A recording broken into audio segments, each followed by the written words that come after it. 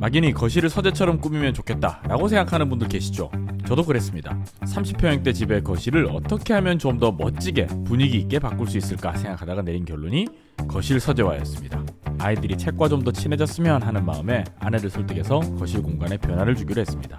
저희 집과 비슷한 구조, 사이즈를 가지고 계신 집이고 자녀와 함께 책 읽는 공간을 상상하며 거실 서재화를 생각하는 분이라면 분명 참고가 될 겁니다. 참, 그 전에 교육, 학습과 관련된 다양한 정보가 궁금하신 분은 구독과 알람 설정 먼저 하고 영상 계속 시청하실 것을 권해드립니다. 의미 없이 구독하는 채널들보다 훨씬 유익할 겁니다. 먼저 저희 집 거실의 사이즈부터 설명드리면 저희 집 거실은 깊이 3.9m, 폭 4.5m인데 전용 면적 84제곱인 집이라면 아마 비슷한 사이즈일 듯 합니다. 원래는 이 구조에서 거실에는 TV와 소파가 이렇게 자리 잡고 있었고 제일 바깥방을 아내와 작업실 겸 서재로 사용하고 있었습니다. 여기에 변화를 좀 주려고 한 거죠. 본격적인 거실 서재화 작업하기 전에 한 가지는 확실히 해둡시다. 나는 책을 많이 읽는 사람인가요? 아니면 책을 가까이 두고자 하는 사람인가요?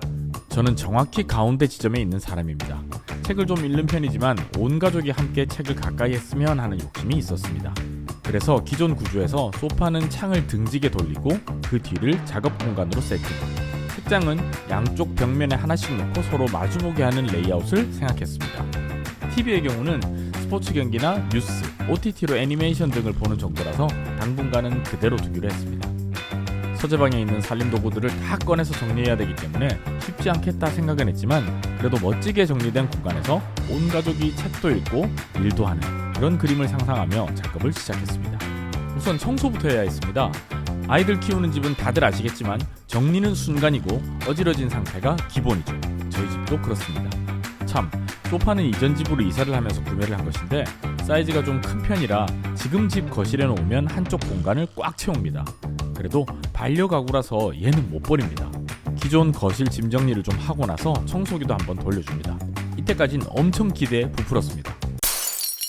하지만 문제에 직면했습니다.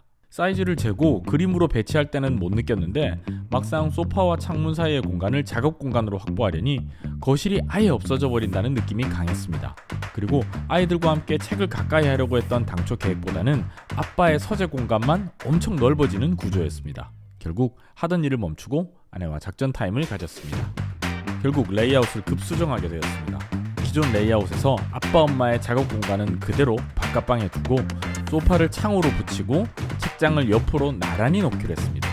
이렇게 하면 거실 공간도 확보가 되고 아이들도 책과 더 가까이 할 수 있게 됩니다. 좀 더 서재 느낌이 나게 하려면 이 소파를 포기해야 하는데 밤늦게 술 마시고 들어온 아빠를 반겨주는 건 이 소파밖에. 먼저 서재에 있는 책들을 거실로 옮깁니다. 이사하면서 일부는 중고 책방에 팔고 또 일부는 버려서 책을 많이 줄였다고 생각했는데 생각보다 책이 많았습니다. 책장을 배치하고 책을 정리하는데도 나름 규칙이 필요합니다. 저희는 아직 아이들이 어려서 너무 거실 공간이 무겁다는 느낌이 안 들었으면 좋겠다고 생각했습니다. 욕심 같아서는 원목으로 된 한쪽 벽면을 가득 채운 책장을 설치하고 싶었지만 거실 공간이 책장에 너무 압도되는 것 같아서 일단은 보류.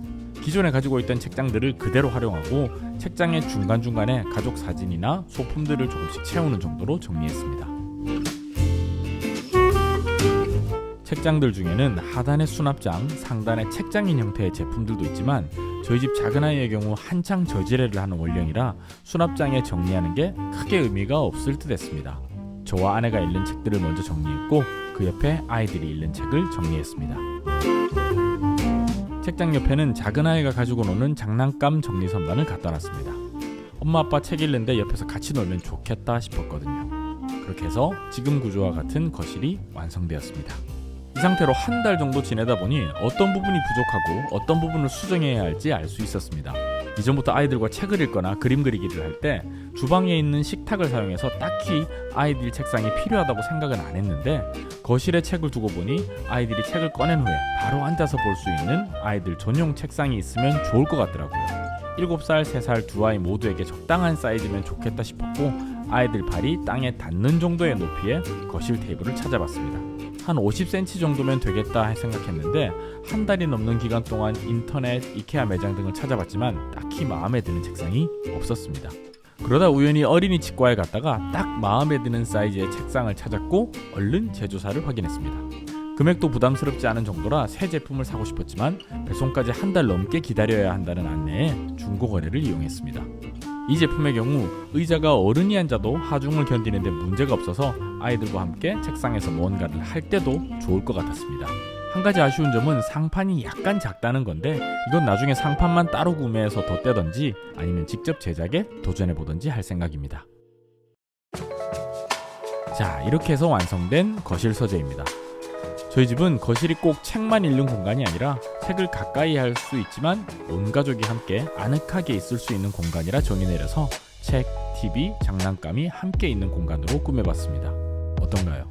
제법 괜찮죠? 이번에 거실 서재화를 하면서 느꼈던 점을 3가지 정도로 정리해 드릴게요. 첫 번째, 공간에 대한 정의가 우선이다.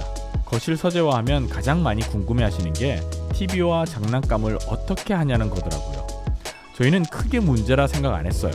이 공간이 책을 읽기도 하고 놀이도 하고 영화도 함께 보는 그런 공간이라 정의 내렸거든요.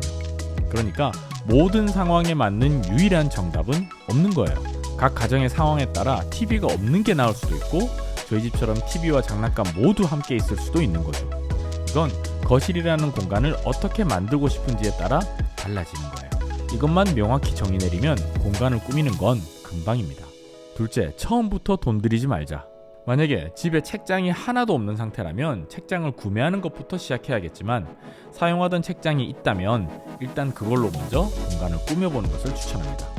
저도 거실 서재화를 구상하고 이런저런 조건들을 정리하다 보니까 머릿속 생각을 그대로 구현하려면 가구 제작만 100단위로 나갈 것 같더라고요. 근데 사실 거실 서재화가 우리 가족들에게 잘 맞는지 아닌지 알 수 없잖아요. 그래서 일단은 최대한 기존 소품을 활용해서 공간을 만들어 보고 우리 가족과 잘 맞다 싶으면 그때 머릿속 구상을 하나씩 현실화해 보는 걸 추천해 드리는 거예요. 일단 저희 가족들은 다들 만족하고 이용하고 있는 것 같아요. 마지막 3번째, 책상과 아동용 의자는 반드시 필요하다. 앞서 말씀드린 것처럼 저희 집은 주방에 있는 큰 테이블에서 밥도 먹고 책도 읽고 해서 딱히 거실에 테이블은 필요가 없겠다고 생각했어요.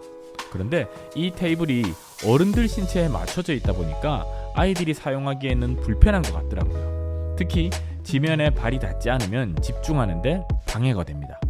그래서 첫째 아이를 기준으로 앉았을 때 발이 땅에 닿는 높이의 의자와 그 의자에서 자연스럽게 책을 읽거나 그림을 그릴 수 있는 테이블을 찾았던 거예요. 일반적인 거실용 테이블은 높이가 약간 낮으니까 그것보다는 조금 높은 테이블을 추천합니다. 거실 서재화를 한 이후에 이전에 비해서 가족들이 더 책을 가까이 하는지에 대해서는 몇 개월 이렇게 지내본 후에 별도로 후기 영상 올리도록 하겠습니다.